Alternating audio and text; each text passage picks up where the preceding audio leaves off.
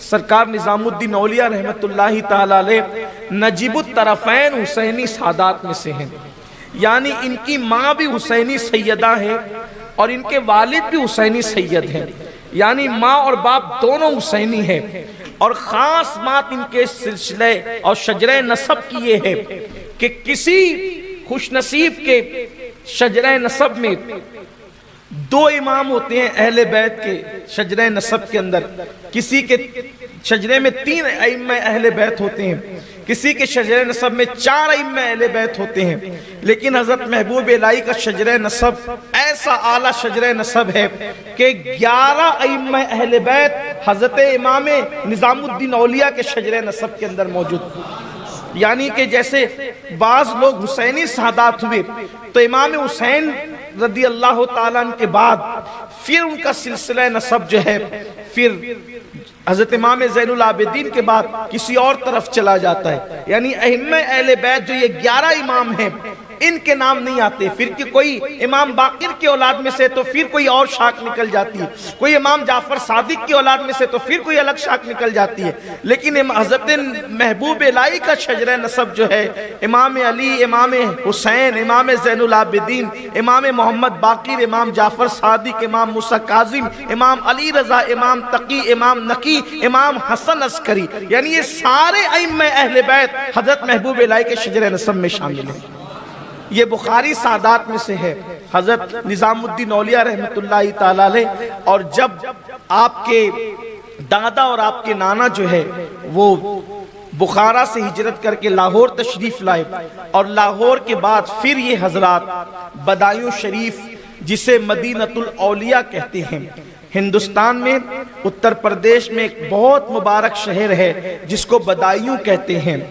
اور وہ مدینۃ الاولیاء کہلاتا ہے، اولیاء کا شہر کہلاتا ہے، اولیاء کی بستی، وہاں پر لاہور سے پھر یہ حضرات تشریف لائے،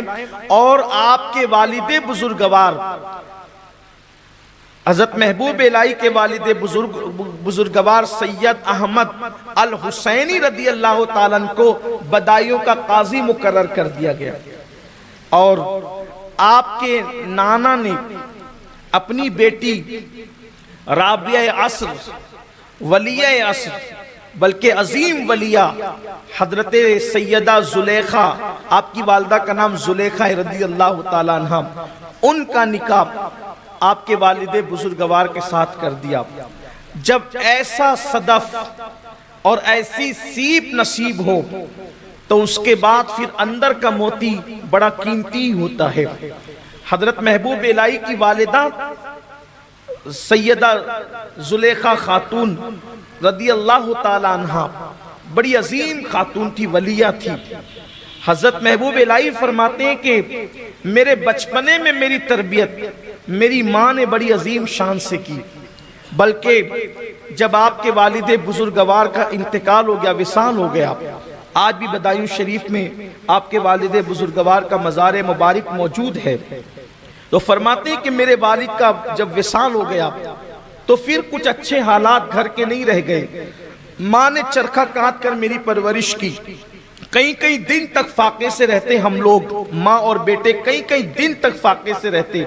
لیکن جس دن فاقہ ہوتا اس دن ماں کبھی یہ نہیں کہتی کہ بیٹا ہم فاقہ کریں گے، بلکہ جس دن فاقہ ہوتا اس دن ماں کہتی بیٹا آج ہم اللہ کے مہمان ہیں۔ جب ماں کہتی کہ آج ہم اللہ کے مہمان ہیں، میں سمجھ جاتا کہ اب کھانا نہیں ملے گا، اور کئی دن تک کے جب فاقہ نہیں ہوتا تو پھر وہ جو جملے کی لذت تھی، ماں کے جملے کی لذت کہ آج ہم اللہ کے مہمان ہیں، جب کئی دن تک کے کھانا ملتا رہتا تو میں ماں سے سوال کرتا امی ہم اللہ کے مہمان کب بنیں گے، امی ہم اللہ کے مہمان کب بنیں گے۔ ایک ماں کا انداز تربیت دیکھیں، اور بلکہ اللہ اکبر، یہ بات میں نے کبھی عرض کی تھی لیکن آج بالخصوص خواتین سن رہی ہے تو میں ان سے بھی عرض کرنا چاہتا ہوں کہ حضرت محبوب الہی فرماتے ہیں کہ جب قدوری مکمل ہوئی اور بدایوں شہر کے لیول پر جب میری تعلیم کی تکمیل ہوئی تو اس وقت میرے استاد نے فرمایا کہ بیٹے علماء کے اور موجودہ دور کے قانون کے مطابق ہم تمہاری دستار بندی کریں گے، تمہاری دستار ہوگی، تو تم اپنی امی سے کہنا کہ اتنے پیسوں کا انتظام کریں کہ دستار بندی کی جائے۔ تو میں نے پوچھا کہ دستار میں کیا ہوتا ہے؟ تو کہا کہ امامہ باندھا جاتا ہے، امامے کا انتظام کریں، اور جو علماء اور مشائخ امامہ باندھنے کے لیے آتے ہیں ان کے لیے دعوت کا اہتمام کیا جاتا ہے۔ تو جس وقت حضرت محبوب الہی گھر گئے اور ماں سے کہا امی میری دستار ہے، اور استاد نے کہا کہ علماء اور مشائخ کے لیے دعوت کا انتظام کرنا ہے اور دستار بندی کے لیے یعنی امامے کے کپڑے کا انتظام کرنا ہے، تو ماں نے کہا بیٹا کچھ دن کی مہلت اپنے استاد سے لے لو، اس لیے کہ ہمارے پاس اتنی رقم نہیں اور اتنی طاقت نہیں ہے کہ ہم دستار بازار سے خرید کر کے لائیں، اس لیے تمہاری دستار میں خود جو ہے وہ تیار کروں گی۔ حضرت محبوب الہی فرماتے ہیں دن کو میری ماں چرکا کاٹتی تھی اور رات کو میری امی میرے لیے دستار تیار کرتی تھی۔ اس طرح میری دستار بندی ہوئی اور چرکا کاٹ کے کچھ پیسے تیار، کچھ پیسے جمع ہوئے اور مزید پیسوں کی ضرورت تھی، تو میرے استاد نے اس میں پیسے بڑھا کر کے اپنی طرف سے ملا کر کے جو ہے وہ انتظام کیا، اور جب دستار مجھے باندھی گئی تو میں نے اپنے اساتذہ کے قدموں میں سر رکھ دیا۔ جب میں نے سر رکھ دیا تو وہاں پر بہت سے اولیاء تھے، انہوں نے فرمایا کہ جھکنے والے کو خدا بلند کرتا ہے، ہم دیکھ رہے ہیں کہ آج کا یہ جھکنے والا بچہ کل کا سلطان المشائخ ہوگا۔ پھر حضرت محبوب الہی رحمت اللہ علیہ دلی تشریف لائے، اور دلی آنے کے بعد 20 سال کی عمر میں صرف آپ دلی تشریف لائے، اور دلی جب 20 سال کی عمر میں تشریف لائے وہ فرماتے ہیں کہ میری پڑھائی اب مکمل ہو رہی تھی، یعنی کہ اعلیٰ تعلیم جو ہے وہ میری مکمل ہو رہی تھی۔ ارشاد فرماتے ہیں کہ ایک دن استاد کے پاس بیٹھا ہوا تھا، اور استاد کے پاس بیٹھا ہوا تھا تو ایک شخص آیا، اور آنے کے بعد اس نے جو ہے وہ ایک بزرگ کی تعریف شروع کی، حضرت شیخ زکریا ملتانی رحمت اللہ علیہ کی اس نے تعریف شروع کی، بہت باتیں کی اس نے، میری توجہ اس طرف نہ ہو سکی، لیکن جیسے ہی اس نے اپنے موضوع کو اور عنوان کو تبدیل کیا اور اس نے حضرت بابا فرید الدین گنج شکر کا ذکر شروع کیا۔ یہ پہلی مرتبہ میں نے فرید الدین گنج شکر کا نام سنا تھا، اس گنج شکر کے نام میں ایسی شکر کی حلاوت تھی کہ میرا دل اس نام کی طرف مائل ہو گیا اور میں کان لگا کے سننے لگا، کہا خدا جانے اس میں کیا چاشنی تھی، کیا حلاوت تھی۔ واللہ آج بھی اہل دل بابا صاحب کی طرف کھینچتے ہیں، اور صرف مسلمانوں کے نہیں، گرو نانک جیسے آدمی نے بابا فرید کی تعریف کے اندر کتنے دوہے کہے ہیں، اور بابا فرید سے بہت متاثر تھے گرو نانک،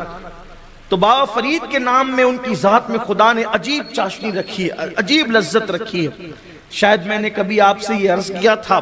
کہ حضور غریب نواز کہتے تھے سرکار قطب الدین بختیار کاکی سے کہ بابا قطب تم نے ایسے شاہباز کا شکار کیا ہے کہ اس کی وجہ سے قیامت تک تمہارا نام زندہ رہے گا۔ وہ ہے بابا فرید، فرد فرید، کائنات ولایت کے اندر لاسانی ذات، سیدنا بابا فرید الدین گنج شکر، فرید ملت والدین، شیخ الاسلام والمسلمین، حضرت بابا فرید الدین مسعود گنج شکر رحمت اللہ تعالیٰ علیہ۔ سرکار بابا فرید کے نام میں خدا جانے کیا چاشنی تھی کہ میرا دل ان کی طرف مائل ہوا۔ فرماتے اس کے بعد بس خیال فرید رہنے لگا۔ نظام الدین اولیاء علیہ رحمہ فرماتے ہیں پھر خیال فرید رہنے لگا، 20 سال کی عمر ہی میں خیال فرید رہنے لگا، بلکہ مجھے اتنا خیال تھا بابا فرید کا کہ ہر نماز کے بعد میں یا فرید مولانا فرید پڑھتا رہتا، اور سونے سے پہلے بھی یہ میں وظیفہ پڑھتا، نام پڑھتا۔ خدا جانے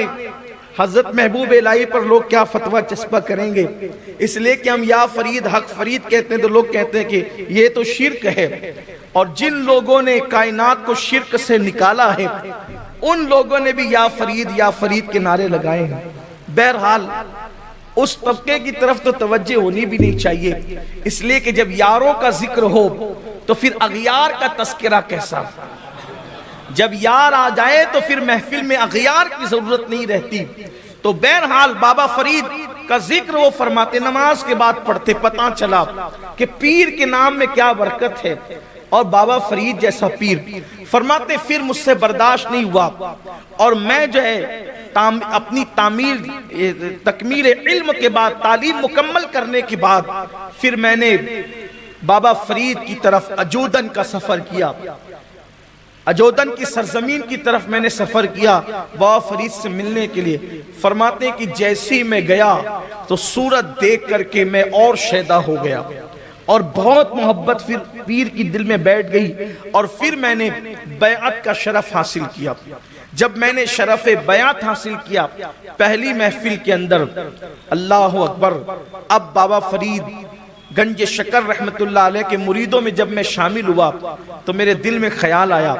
کہ میں پیر کے ملفوظات کو جمع کروں، حضرت جو کہے اس کو لکھ لیا کروں، اور وہ تو روشن ضمیر تھے بابا فرید۔ حضرت نظام الدین اولیاء فرماتے ہیں کہ جیسے مجھے خیال آیا، فرمایا